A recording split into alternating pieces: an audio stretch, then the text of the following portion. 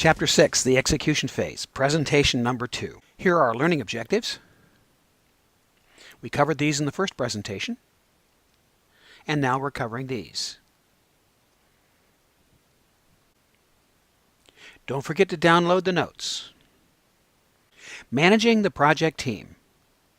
Project management is mainly people management. Let's review the top reasons people leave their jobs. Number 1, people don't leave their jobs, they leave their boss. Number 2, they feel like they're not making any difference. Number 3, they don't get the proper recognition or the proper training. Number 4, they're not learning anything new or growing as a person. Don't forget, managers can ensure these reasons do not occur on your project by doing a good job of motivating your people. If you do that as a conscious effort, how are we going to motivate? And then good management. One part of good management is what is called resource loading, assigning the right people to the right task at the right time with the right tools. Resource loading is the amount of individual resources an existing schedule requires during a specific time period. Generally, you have to understand the demands of the job on the organization's resources and on the individual schedules. It's very easy to over-allocate people and resources. Basically, it means that you've got more resources required than are available. This is called a resource histogram. It's basically a tool that'll help you chart out the individual's or the resources availability. Specifically speaking, the resource histogram is a bar chart that it's used for purposes of displaying the amount of work over a period of time. Resource leveling is basically a technique for resolving the problems and conflicts in using those resources. It creates a smoother distribution of the resource usage over the period of time, and it reduces over-allocation. In Microsoft Project, you'll know that you've over-allocated a resource because you've got a little red man in the left-hand column. So what are some of the benefits of resource leveling? Well, first of all, it requires less management. Anytime you can use a resource on a consistent basis, it's going to be much easier. It allows for just-in-time inventory type policy for subcontractors and other expensive resources such as cranes and things you have to rent. It results in fewer problems for project personnel because they can plan, and the accounting department because they can plan. It often improves morale tremendously. You can use the automated process in Microsoft Project, or you can do it by hand. It's always good to keep track of who's in your team and what they do, even if they're not on a daily basis involved in everything that goes on. Let's talk about developing that project team and assessing the team performance. The goal is team development, and you're going to help them work together more effectively. That is the number one thing, and to improve project performance. Those are 2 reasons you're going to do it. Project managers need to understand and apply good team building practices. In other words, it takes a team to successfully execute most of the projects. I'm sure that you've known several gifted individuals who haven't made a difference on a team because they're not part of that team. Oftentimes, people will perk up if they just know that their opinion matters. So here's a sample team assessment filled out by an individual.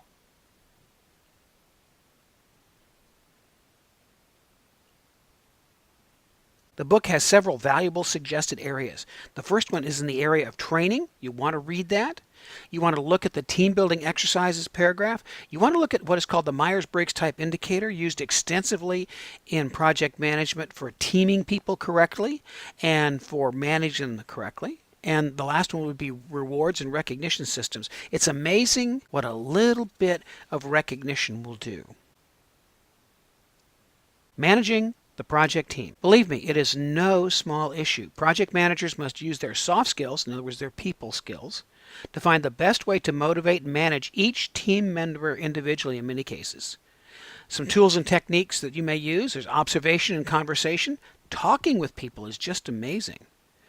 Project performance appraisals, that's what you just saw. A lot of training and use of conflict management. Good stuff. And then keep track in what is called an issue log of what's going on. Write down everything that happens. Rewards and recognition systems are extremely easy. You can use team-based rewards and recognition systems as well as individual ones. Usually people like to be recognized for achieving specific goals. And one of the best ways to do that is to have members of the team mentor and help the newer members of the team. Here's some general advice on managing teams. Number 1, be patient and kind to your team. Don't forget they are people. They get speeding tickets. They have conflict at home. They have problems with their siblings and their children, then their spouses. They're real people. And remember, in that same vein, to fix the problem instead of fixing the blame doesn't do any good. You want to establish regular, effective meetings. That means, number one, they're short and they're meaty, and people know that they actually get something from them. Allow times for teams to go through some basic team building stages. And there are 5 of them. Forming, where they get together and they find out who each other are. Storming, when they're trying to figure out where they fit in that team. Norming, where they figure out what their job in the team is. Performing, when they actually do more and better work than the individuals involved in the team could ever do alone. And then finally, the adjourning or the breaking up of the group. It's very important to realize that almost every group goes through those 5 stages. Limit the size of work teams to 3 to 7 members so that you can enhance communication. Anything more than that, and communication gets to be a real problem. Don't forget, there's no such thing as project management without people management. Here's some more general advice. Plan some social activities to help members get to know each other and get to know other stakeholders. It's really important. Stress some team identity. This can be done with articles of clothing like a ball cap or a shirt. You can often do it with hours of work or location where only they are available. It's really easy to establish team identity. Nurture those team members and encourage them to help each other. Be sure to acknowledge individual and group accomplishments all the time. Don't forget, there's no such thing as project management without people management. Not all your team may necessarily be right there with you on site. Some of them may be spread around the world or around the country. Some of them may never set foot on your physical site. Take the additional actions necessary to work with virtual team members. If possible, have a face-to-face or phone meeting at the start of the virtual project or when introducing virtual team members. Video conferencing is very common. It's very simple. There are some free video conferencing programs out there. Utilize them. Screen people carefully to make sure that they can work effectively with a virtual team member environment. Some people do not work well with it. And clarify how virtual team members will be communicated with. In other words, either Skype or Google Plus Hangouts. So everything comes down to communication, frankly. Communication is the gathering of information to create, distribute, store, retrieve, and dispose of project communications. The importance of project communications cannot be overemphasized. It's the only way to improve the quality of the process. So here are some key concepts in that communication. First of all, there's formal and informal communication. We'll talk about each one of those. You have nonverbal communication. Very important to realize that you're communicating nonverbally. You want to use appropriate communications medium with the people and communicate with them the way they want to be communicated with.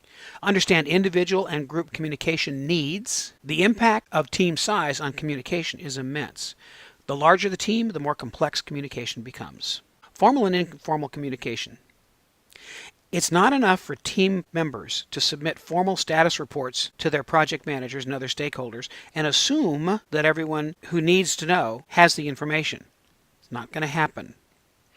It's a fact that most people prefer an informal, two-way conversation. Project managers must be good at nurturing relationships through good communication. Assume nothing. What about those nonverbals? Well, research shows us something about the nonverbal communication. First of all, 58% of the communication is with body language. That means shuffling their feet, folding their arms, wagging their head. 35% comes through tone of voice. Only 7% is through the content of the words that are either written or spoken. That's amazing. Even if the actual percentages are different in verbal communications from project to project, it's safe to say that it's important to pay attention to more than just the actual words someone is using. Nonverbal communications, such as a person's tone of voice and body language, are often more important and will communicate clearer what they're really thinking. This is a table that may help you communicate with each one of the individuals that you have on your team more effectively.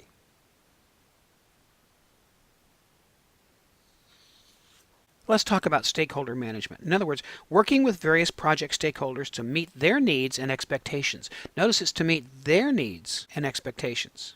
So we're addressing stakeholder issues as they occur and fostering engagement in project decisions and activity. The more people engage in the decisions, the more they agree with those decisions. The key benefit of managing stakeholder engagement, if done well, is that it allows the project manager to increase support and minimize resistance from stakeholders, significantly increasing the chances of achieving project success. Managing stakeholder engagement. First of all, a good teacher uses several techniques to engage students, and a project manager needs to use several techniques to actively engage project stakeholders. It needs to be a purposeful, planned thing. So we're going to actively engage project stakeholders. The engagement, it should be expected and it should be welcomed.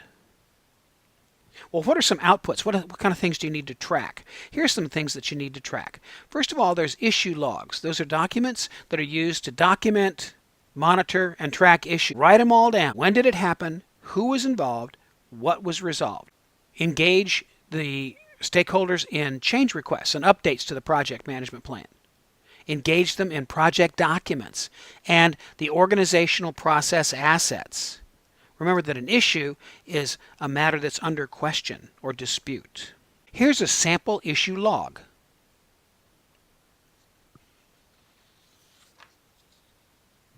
Procurement management in the execution phase. Executing tasks for procurement management. The main executing is actually procurement usually. Key outputs include working with selected sellers, procurement through contract awards, updating resource calendars, monitoring those pesky change requests, and updates to the project management plan and the project documents.